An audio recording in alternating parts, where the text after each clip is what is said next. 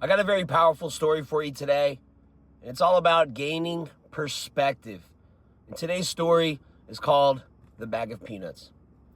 See, the story takes place back in the 1930s, and it involves a very young male and female that were madly in love. They were in their 20s, but they were desperately poor. They didn't have a whole lot of money. They're working multiple jobs just to get by. So a lot of the time, they were extremely exhausted and stressed out, but they had the most important thing. They had love. And on their first wedding anniversary, the husband calls his wife into the living room and says, "I got your anniversary gift."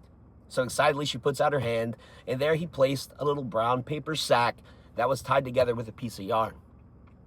So excitedly, she unties the yarn and opens up the bag, and in the bag, it was filled with peanuts.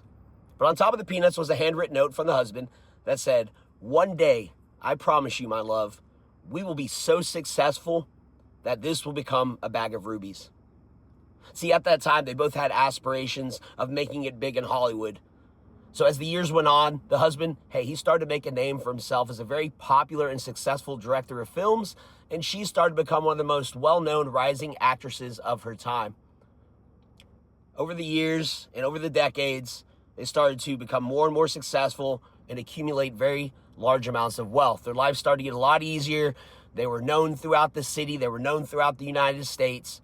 And finally, on their 50th wedding anniversary, the husband was super excited to give her anniversary gift. So on the 50th wedding anniversary, again, he calls his wife into the living room of a much larger house, a mansion, very elegant, very nice, and says, "Hey, babe, I got your anniversary gift." So excitedly, she again holds out her hand just like before, 50 years ago. And instead of a brown paper sack, it is now a nice velvet satchel that had some weight to it. And this satchel was tied together with a very nice, expensive ribbon. Just as excited as she was before, she untied this velvet bag, this velvet satchel, and when she opened it up, there it was, just like he promised, a bag full of precious, valuable rubies. But on top of that bag of rubies was a handwritten note for the husband that said, "How I wish this was a bag of peanuts."